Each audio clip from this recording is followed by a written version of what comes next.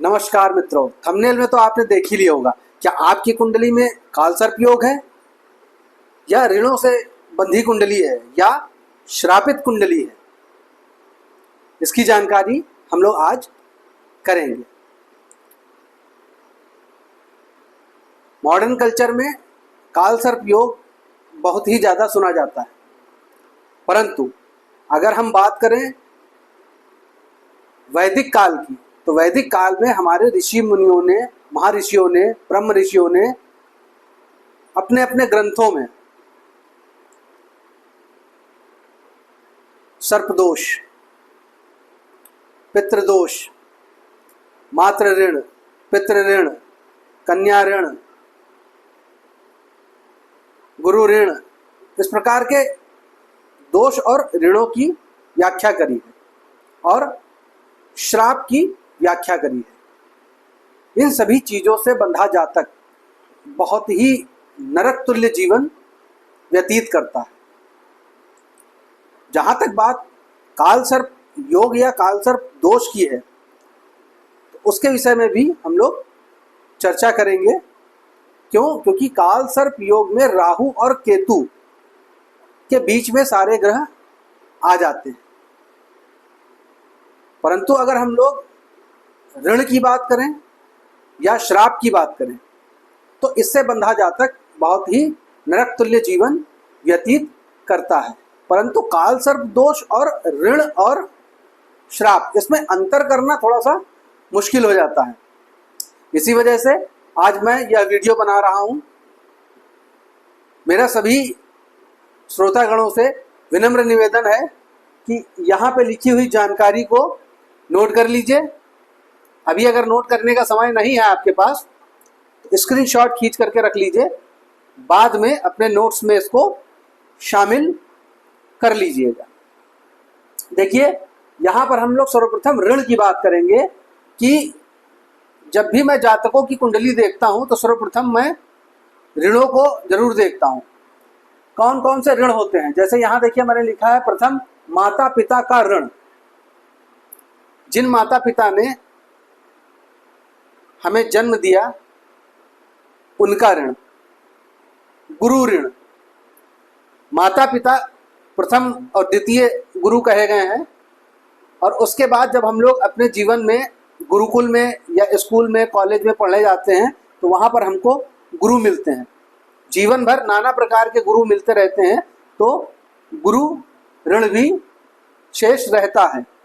भाई बहन का ऋण, हमारे भाई भी होते हैं, हमारे बहन भी होते हैं, उन्होंने हमारे लिए बहुत सारे सेक्रीफाइस किए होते हैं, बहुत सारे त्याग किए होते हैं, तो उनका ऋण भी हमें लगता है। स्त्री पत्नी ऋण, हमारी स्त्री व्याहता जो कि हमारी पत्नी कहलाती है, धर्म पत्नी कहलाती है, उसका ऋण भी हमें लगता है। कन्या ऋण, जो संतान हम लोग पैदा करते हैं उसमें कन्या का ऋण। सखा मित्र ऋण, पूरे जीवन काल में, बाल्यकाल से लेकर के वृद्धावस्था काल तक बहुत सारे मित्र, बहुत सारे सखा हमारे बनते हैं, तो उनका ऋण भी हमें लगता है। अगर हम ऋणों की बात करें तो माता पिता जिन्होंने हमें पैदा किया, अगर हम उनकी अवहेलना करते हैं, उनकी सेवा नहीं करते हैं, उनका अनादर करते हैं, उनको दुख पहुंचाते हैं, या माता पिता तुल्य किसी भी महिला या पुरुष को परेशान करते हैं, या उसकी संपत्ति हड़प लेते हैं, या हम उसे दुख देते हैं, तो हमें माता और पिता का ऋण लगता है। इसी प्रकार गुरु ऋण, गुरु की अवहेलना करना, गुरु की बुराई करना, गुरु को कष्ट देना, गुरु को दुख देना, गुरु की बातों को ना मानना, यह गुरु ऋण में आ जाता है। भाई बहन का ऋण, मैंने अधिकतर देखा है जीवन काल में भाई बहन के हक को मार लेना, यह बहुत देखा गया है। जैसे संपत्ति ना देना, धन ना देना, उसके अधिकारों का हनन करना, मतलब भाई और बहन के अधिकारों का हनन करना, उसमें भाई बहन का ऋण लगता है। स्त्री ऋण, स्त्री के अधिकारों का हनन करना, अपनी स्त्री होते हुए भी अन्य स्त्रियों से संबंध बनाना, जिससे हमारी स्त्री का मन दुखी होगा। इस प्रकार का कर्म अगर हम करेंगे तो हमें स्त्री ऋण लगेगा। कन्या ऋण,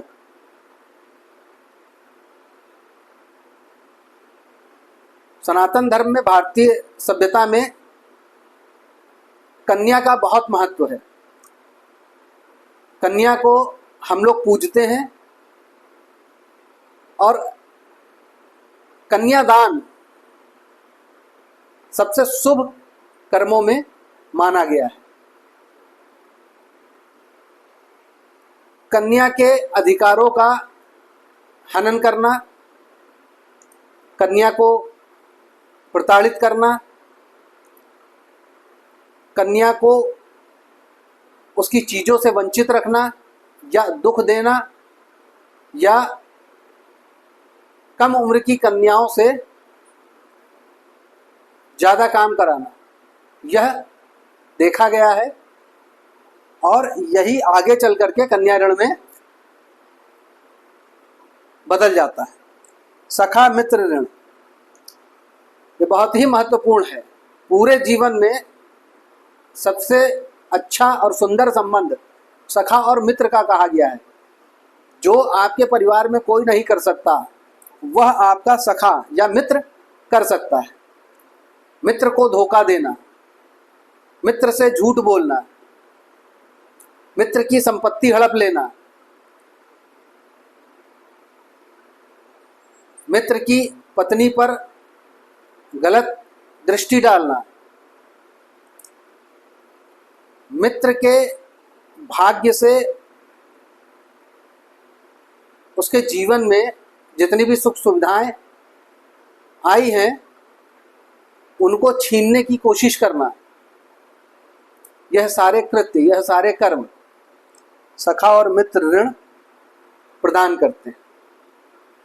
अगर आपकी कुंडली में इस प्रकार का ऋण है तो आपको बहुत ही कष्टों से अपना जीवन व्यतीत करना पड़ेगा। अब हम बात करते हैं श्राप की।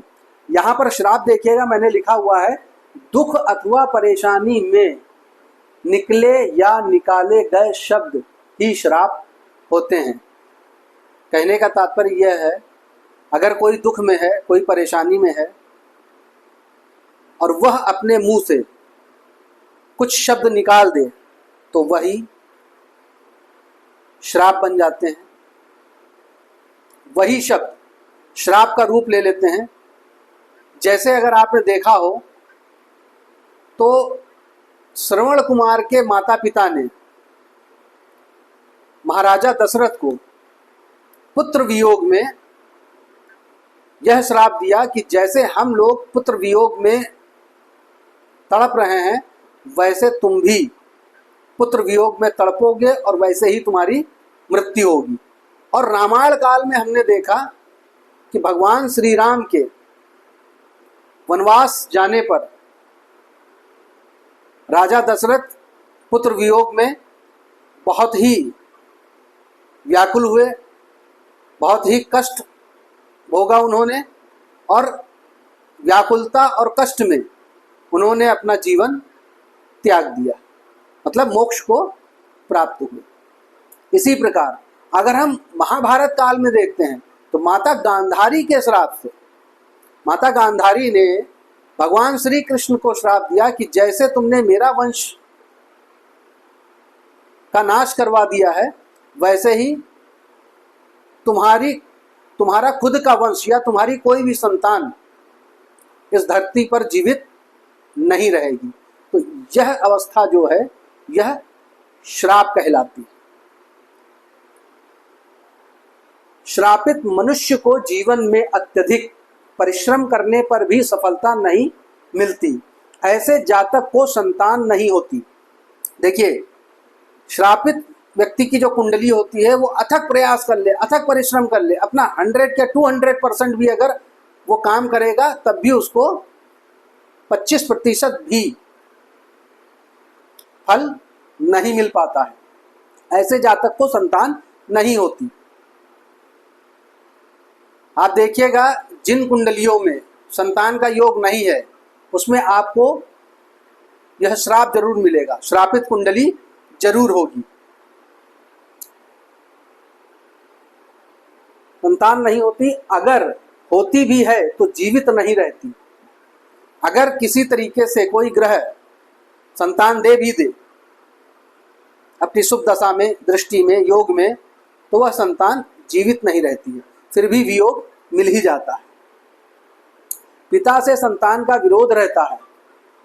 अगर संतान जीवित भी रह गई तो पिता से बहुत ही ज़्यादा विरोध रहेगा, संतान योग्य नहीं होती है, संतान योग्य ना होकर के कुयोग्य होती है।